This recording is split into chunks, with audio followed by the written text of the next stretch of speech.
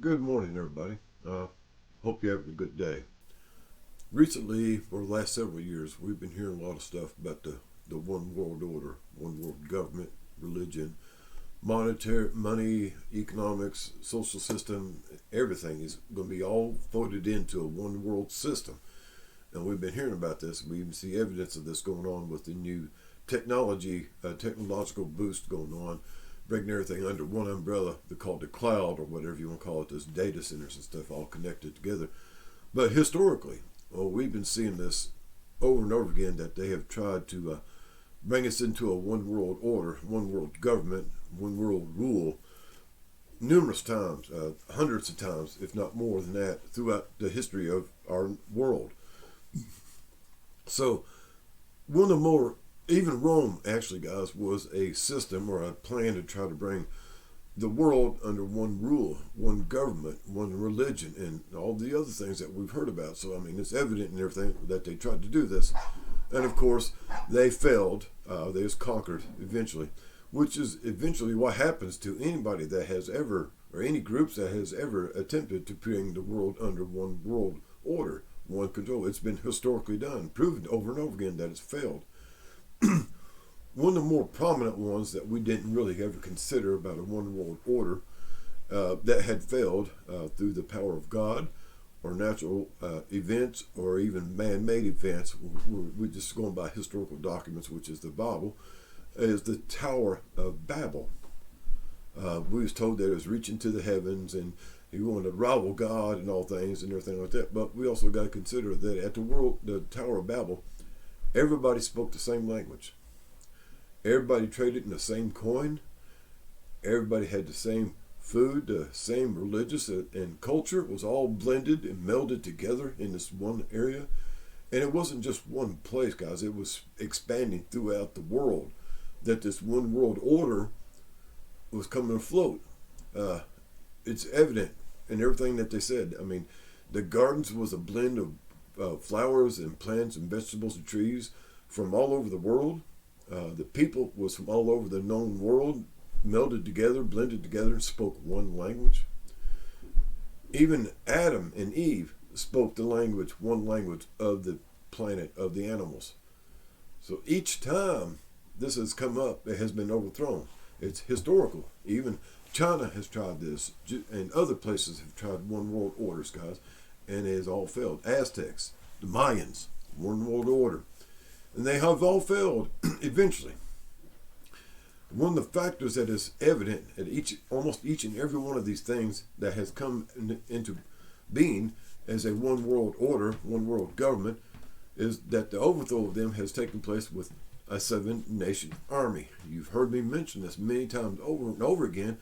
If you go back and check historically, that is exactly what it took.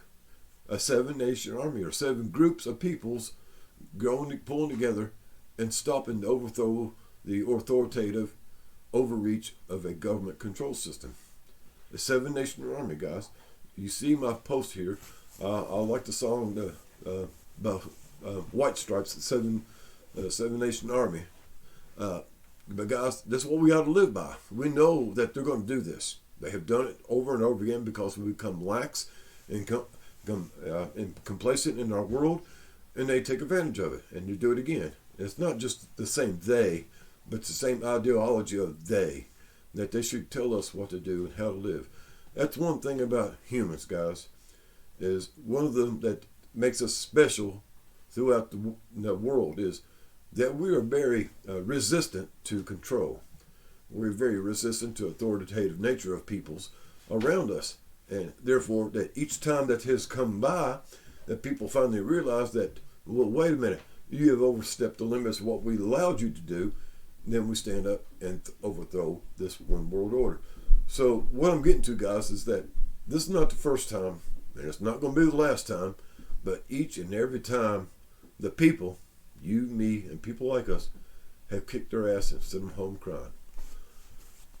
So, one other thing I wanted to bring in, guys, is something that Anna and I found out last night. We was doing one of these, listening to some of these historical things that's going on, archaeological, stuff going on, and we was under the assumption that some of the archaeological evidence that that place in Turkey, Göbekli Tepe, it was around 15,200 years ago, approximately. I do believe is what it is. But recently, in the past few years since then, they have found places right here in the United States that is 17,000 years old. One of them is in Pennsylvania. Another one is in Idaho, I think it was, or maybe it was Iowa. I can't remember exactly. It started with an I, and it was in Illinois. But anyway, it's one of those two.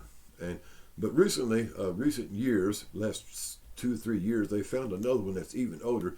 In fact, it predates all human settlements in the world.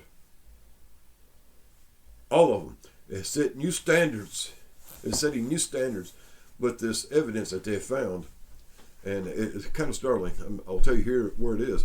The other thing I found out that camels, those things we see running around in the Sahara Desert and everybody riding on them, well, they originated in North America.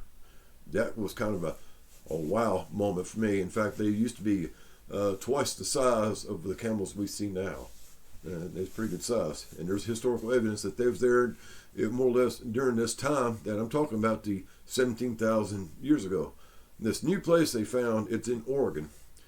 And it predates all human civilization, all human settlements in the world. It is at least 20,000 years old. And that's startling, guys, right there. There's a place, I even checked calendars, guys. This is one of the things I was interested in. I checked the oldest running calendars in the world. And there's one in Africa. I don't remember exactly where, but it's dated over 10,000 years ago. In fact, it predates the dawn of human civilization, which, according to this calendar, was approximately 8,042 years ago. In the beginning, guys, the words "in the beginning" was approximately 8,042 years ago. I hope y'all have a groovy day. Be safe. Do something nice for somebody today, as always, please. That makes the world a little bit better, a little bit brighter for somebody and you. Later, taters.